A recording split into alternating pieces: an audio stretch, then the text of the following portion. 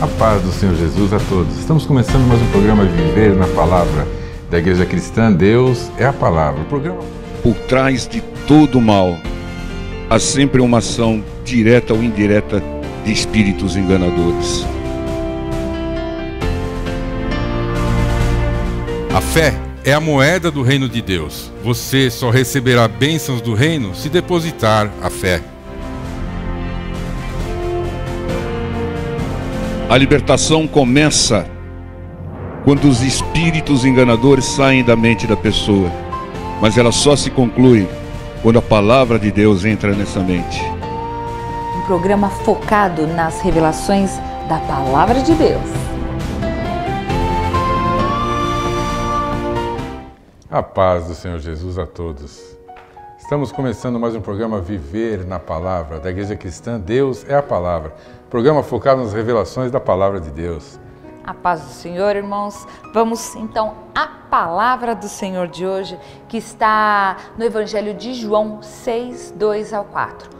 Qual é a sua prioridade? E diz assim a palavra do Senhor: e grande multidão o seguia, porque via os sinais que operava sobre os enfermos. E Jesus subiu ao monte e assentou-se ali com os seus discípulos.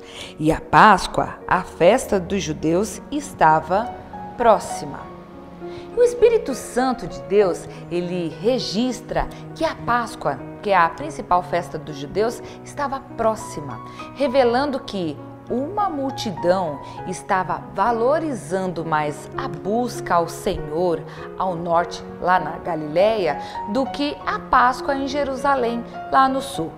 Quem crê valoriza, prioriza mais a busca ao Senhor do que qualquer festa e recebe mais de Deus.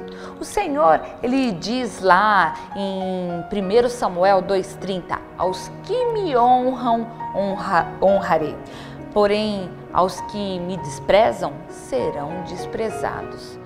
Alguns que se dizem cristãos até se esquecem de Deus na hora das festas. Agora reflita, você tem honrado ou desprezado o Senhor? Você o prioriza ou deixa o Senhor para segundo plano quando surgem festas ou outros compromissos? O sábio, o inteligente, ele não troca o tempo de comunhão com o Senhor por nada. Porque, afinal, o Senhor é o melhor que temos. Sem o Senhor nada podemos, mas com Ele podemos todas as coisas. Muitas vezes o Senhor permite tais situações até para provar e mostrar a nós mesmos que não cremos ou não o amamos tanto quanto falamos. A prática nas situações diferentes ou difíceis mostra quem verdadeiramente somos e como nós estamos. Analise as suas atitudes, as suas prioridades na hora das festas e das aflições. Quem é sábio prioriza a Deus, seja qual for a situação. Busca em primeiro lugar ao Senhor e o seu reino, a sua palavra, ciente de que, se assim o fizer, todas as demais coisas serão acrescentadas. Irmãos, muitas pessoas dizem que o Senhor é em primeiro lugar na minha vida, o Senhor é tudo para mim, mas não prioriza o Senhor, não prioriza a palavra do Senhor.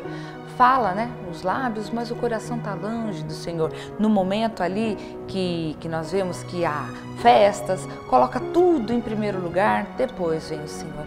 Não, a prioridade nossa é crer e obedecer na palavra de Deus. Então, você que se diz filho de Deus, cristão, seja um imitador do Senhor e coloque o Senhor na frente e acima de todas as coisas. Vamos orar?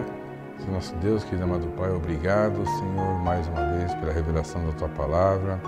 Que em nome de Jesus nós possamos, a cada passo que nós dermos, sempre estarmos consultando ao Senhor, consultando ao Espírito Santo, para sabermos a direção que devemos seguir, priorizando sim a decisão que o Senhor quer que nós tomemos, Pai. Que tudo que nós façamos seja para a Tua honra e a Tua glória, Pai. Nós queremos sim priorizar ao Senhor em nossas vidas. Ajuda-nos a conhecer a Tua Palavra, ajuda-nos a crer na Tua Palavra, ajuda-nos a obedecer a Tua Palavra, porque o Senhor é a nossa prioridade sempre. Em nome de Jesus. Amém. Amém. Irmãos, continue conosco para assistir uma pregação que foi feita lá na nossa igreja. Deus abençoe a todos. Fiquem na paz do Senhor Jesus. Deus abençoe a todos. Fiquem na paz do Senhor. Este é o meu respirar.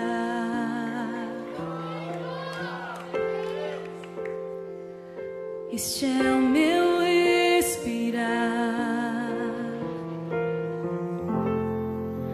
Teu Santo Espírito vivendo em mim.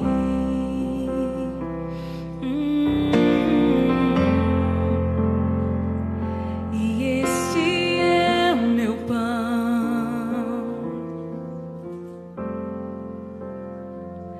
E este é o meu pão.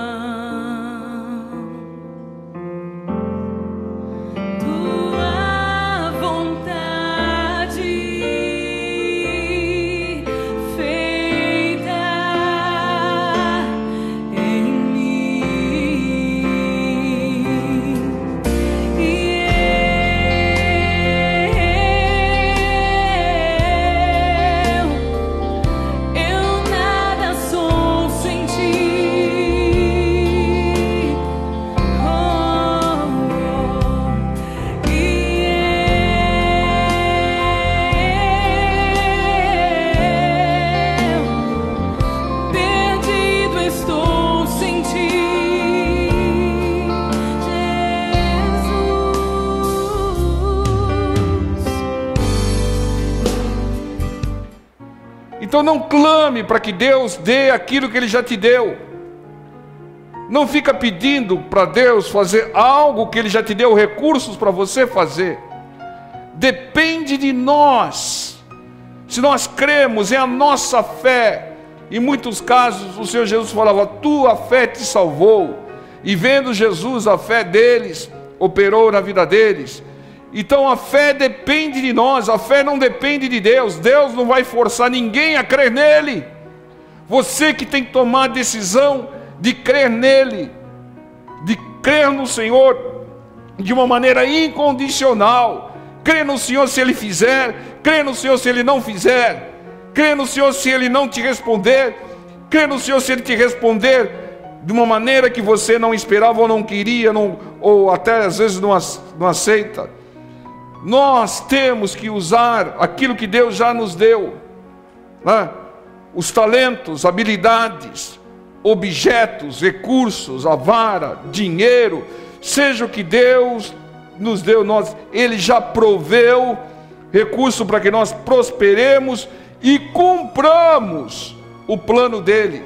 Não peça nada para Deus que seja um impedimento ou um obstáculo ao plano de Deus, porque Ele não vai te dar, irmão. Se estiver de acordo com o plano de Deus, Ele já te deu ou vai te dar. Mas se não estiver de acordo com o plano de Deus, não adianta. Não adianta. O plano de Deus está em andamento e Ele não permite que o seu plano seja sabotado. O diabo quer sabotar o plano de Deus. O plano inicial de Deus era fazer daqui um território, uma extensão do paraíso, uma extensão do reino dos céus. Mas o diabo veio e enganou a mulher, que depois que também enganou o homem, e sabotaram o plano de Deus. Deus tinha dado tudo para Adão e para Eva. A serpente não tinha dado nada, mas eles creram na serpente. Tem pessoas que nunca fizeram nada por você e você está dando ouvidos. E Deus que te deu tudo, você não ouve, você não acata. Tem aquele amigo que te convida para fazer alguma coisa e você faz a vontade do amigo e não faz a vontade de Deus. Para com isso, irmão. É Deus que te deu tudo, é Ele que você tem que obedecer. É Ele que você tem que perguntar: Senhor, faço ou não faço, vou ou não vou. É a vontade dEle, para que você não sabote o plano de Deus. Ou tem uma passagem na Bíblia que diz que disputaram as vestes do Senhor Jesus. E eu fiquei meditando Por que o Espírito Santo registrou que disputaram as vestes do Senhor Jesus quando ele estava sendo crucificado? Para quê? Que sentido? Qual é a revelação? Ah, não, porque as vestes eram boas, eram ungidas, assim, não. Porque estava escrito na palavra que repartiriam as suas vestes. Veja como Deus age. Aquilo foi um marco que o plano de Deus estava se cumprindo. É um registro, um traçador, um marco que o plano de Deus estava se cumprindo. Porque o plano de Deus trouxe como revelação, 700 anos antes, que repartiriam as vestes do Senhor. Quando repartiram, provaram que o plano de Deus estava sendo cumprido. Entendam? É assim que Deus age. Ele faz de tudo para cumprir o seu plano sobre as nossas vidas. Porque o plano de Deus é perfeito. É sob medida para você. Amém? João 4:3. João 4:3 diz: deixou a Judeia e foi outra vez para a Galileia. E era-lhe necessário passar por Samaria. Eu pergunto para vocês, por que era necessário o Senhor Jesus passar por Samaria? Por quê? Para cumprir o plano de Deus, que visava perdoar e evangelizar uma samaritana e a sua cidade, a cidade de Sicar. Nós vimos na sexta-feira a irmã pregando sobre Zaqueu, e o texto começa dizendo,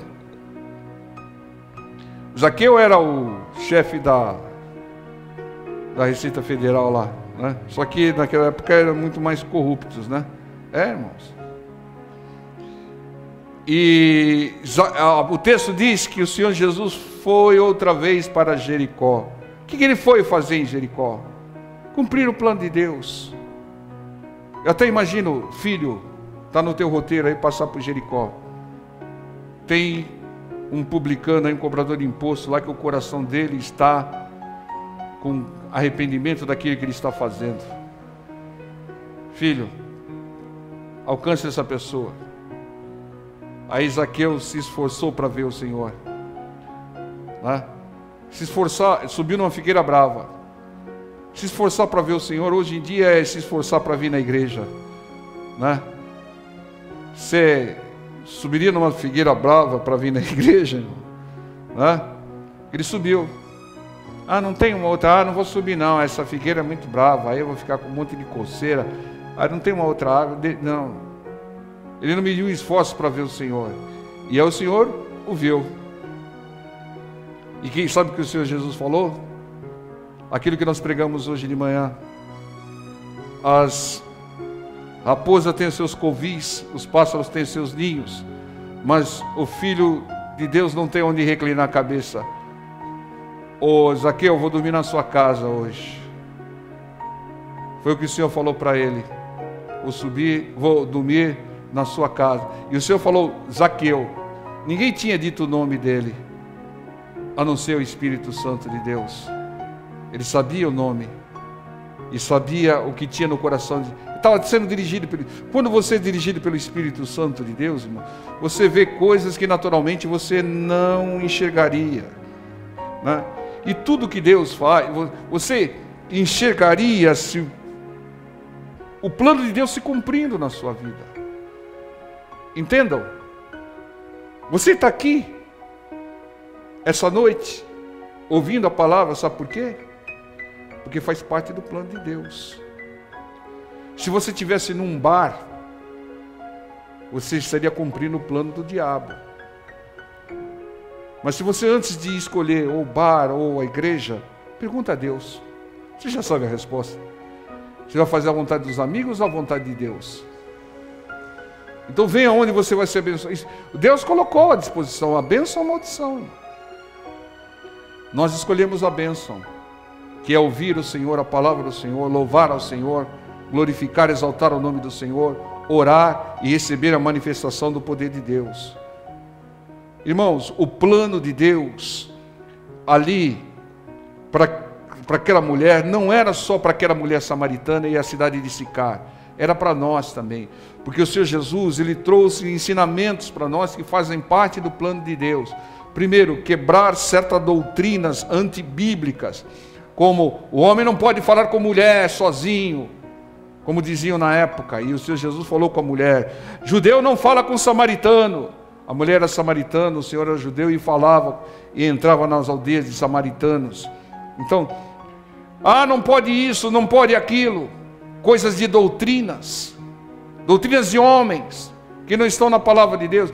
Não pode batizar se não for isso, não for aquilo, não for aquilo. Doutrina de homens. Deus mostrou no caso do Filipe, que batizou um eunuco. Só levou a palavra para o eunuco creu e falou: o que precisa ser batizado? Água. Tem água ali. Então foi e batizou.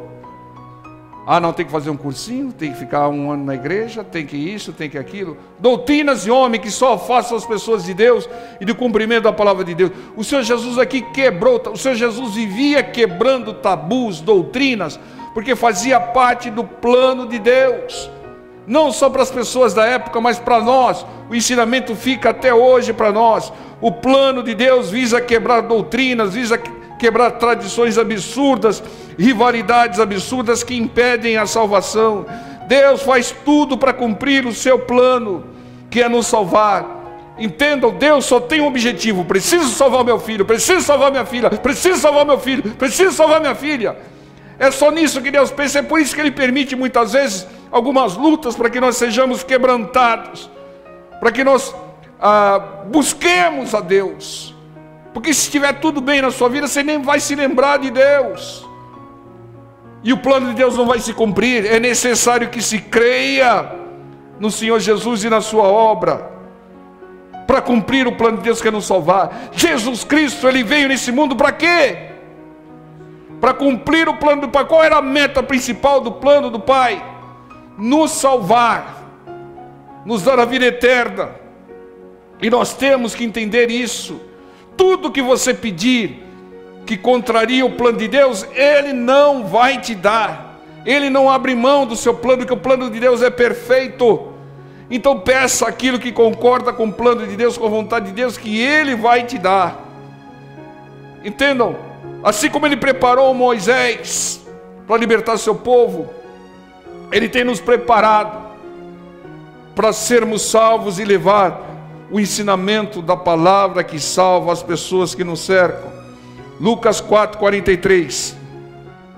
Ele, porém, lhes disse: também é necessário. Por que é necessário? Porque faz parte do plano de Deus, que eu anuncie às outras cidades o evangelho do reino de Deus, porque para isso fui enviado. Entendam, o Senhor foi enviado para cumprir o plano de Deus. Ele veio com um roteiro, Ele não fez nada da sua vontade. Ele disse: a minha vontade é a vontade do meu Pai. Ele veio com um script, Ele veio com um relatório completo.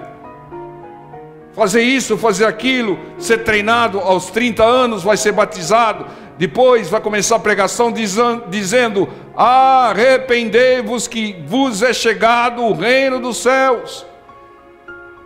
Entendam, o plano de Deus previa anunciar o reino dos céus, previa anunciar o evangelho para outros lugares. O Senhor, Ele fazia uma propaganda declarada do reino dos céus, para que todos sentissem um desejo de ir para o reino dos céus. O reino dos céus é isso. O reino dos céus é igual ao fermento. O reino dos céus é igual a uma pérola. O reino dos céus é isso. Vos é chegado o reino dos céus. Foram libertos por causa do poder do reino dos céus. É o reino dos céus, é o reino dos céus, é o reino dos céus. Só isso Ele falava. Era uma propaganda maciça para que todos quisessem ir para o reino dos céus, porque o propósito maior de Deus é nos levar para o reino dos céus. É missão nossa hoje fazer o que o Senhor Jesus falava, falar sobre o reino dos céus, anunciar o evangelho do reino dos céus. Irmão, precisamos pensar grande.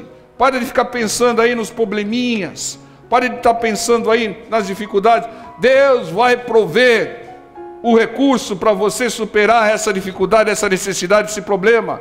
Mas buscai em primeiro lugar o reino dos céus. É isso que diz a palavra. Pense grande, busque algo que não pode perecer. Busque em primeiro lugar o reino do céu e a sua justiça, a sua palavra. Lucas 9:22, dizendo: é necessário que o Filho do Homem padeça muitas coisas e seja rejeitado dos anciões e dos escribas, e seja morto e ressuscite no terceiro dia. Por que era necessário tudo isso? Para que nós tivéssemos acesso ao reino dos céus. Era necessário o sofrimento do Senhor, porque fazia parte do plano de Deus. Ou alguém aqui acha que Deus não previu o sofrimento do seu filho? Tem alguém aqui que acha que foi inesperado o sofrimento do Senhor Jesus? Fazia parte do plano do Pai.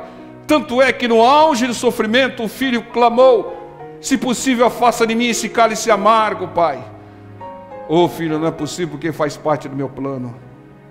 E eu não mudo meu plano porque é perfeito. Mas o Senhor Jesus, na sua infinita sabedoria, diz: mas que seja feita a tua vontade e não a minha. Porque a sua vontade, o seu plano é perfeito. Eu quero compartilhar com vocês o que diz Efésios 6:12. Porque não temos que lutar contra carne e sangue, mas sim contra principados, contra as potestades, contra os príncipes das trevas deste século, contra as hostes espirituais da maldade nos lugares celestiais. Esse texto nos revela que não devemos lutar contra pessoas. Devemos sim perdoá-las e amá-las, seja qual for a ação delas. É ordem de Deus. Mas devemos expulsar, devemos combater, lutar contra os espíritos malignos e enganadores, demônios que manipulam e dominam a mente das pessoas, enganando-as e tornando-as más. Espíritos que agem na mente, levando pessoas ao crime, trazendo doença, miséria, vício, medo, depressão, doenças mentais, perversões sexuais, corrupção e toda a série de males. Tais espíritos malignos, demônios, têm a principal meta de nos destruir, roubando a nossa salvação. Esses espíritos enganam boas pessoas. Só o Espírito Santo de Deus tem legalidade espiritual para agir em nossas vidas. Em João 8,44 revela que o diabo é o pai da mentira e líder de todos os espíritos que usam o engano e a mentira para nos afastar do verdadeiro Evangelho de Cristo, o Evangelho que cura, que liberta e que salva. Era a prática constante do Senhor Jesus combater tais espíritos enganadores. Há mais de 200 citações no Novo Testamento. Seja discípulo do Senhor, seja um imitador de Cristo e combata-os também. É ordem do Senhor, obedeça. Perdoe e ame as pessoas, mas combata e expulse os espíritos malignos, os espíritos enganadores, para que as pessoas sejam curadas e sejam libertas. Obedeça a ordem do Senhor. Curai enfermos, expulsando espíritos, em nome de Jesus. Amém? Fiquem na paz do Senhor. Este é o meu respirar.